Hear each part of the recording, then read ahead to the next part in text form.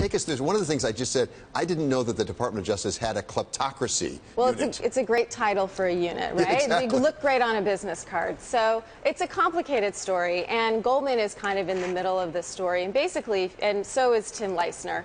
If you go back to kind of how this all started, is Goldman Sachs raised about $6 billion for a Malaysian government-linked investment fund called 1MDB, and Leissner was the banker on that deal.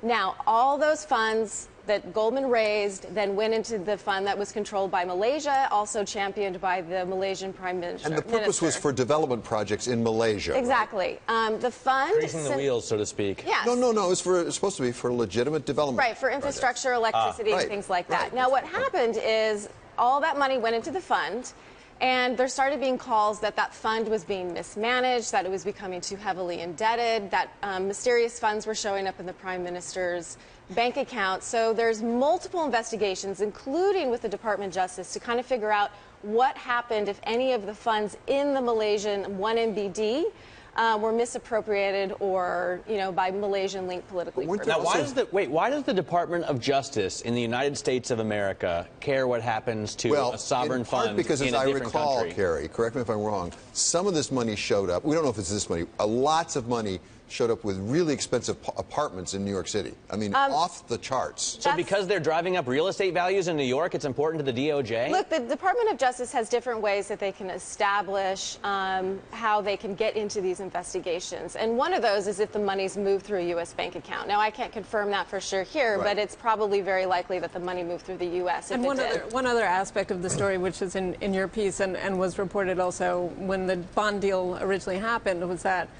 Goldman got ridiculously high fees for doing this bond deal. I mean, what is ridiculously high? Well, it's a sovereign-backed fund, so that it was basically a considered really safe credit. So normally you'd have a pretty low fee on that. I think it was like and that kind of fueled the fire in Malaysia on the backlash. The number in the report is $593 million.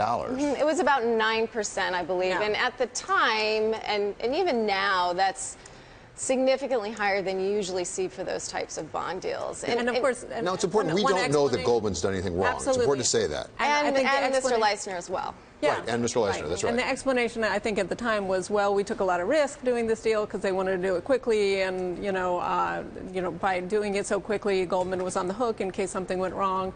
And that could be a legitimate explanation, but there were certainly a lot of questions raised at the time of the bond deal, and now the fact that Tim Leissner's actually... So let me get the thing that triggered this actually was a default, right? They failed to make a bond payment. So this bond, and basically what you have is you have the Prime Minister's political opponent saying, hey, this fund is overly indebted, it's missing payments or possibly missing payments, and you're mismanaging this and you're mismanaging the economy. So his opponents actually went in and they said, what's going on with this fund? And that has triggered kind of a global rollout of basically how is money moving in and out of this. And as I said before, Goldman is the conduit for this. They were the investment banker for those bonds, but that doesn't really mean that Goldman had anything to do with the underlying issues that we're facing. So let's talk about Leissner for a second. This guy, people have said he's been subpoenaed, but he moved to Los Angeles to be married to Kimora Lee Simmons, formerly the wife of Russell Simmons, actually married by his brother,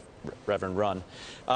So did he move there before or after these issues started appearing? Well, the investigation has been going on for some time, but he's left the bank, basically stated for personal reasons, and moved back to the U.S., and shortly after he moved back, he received a subpoena. And that is what we're saying. Fabulous life.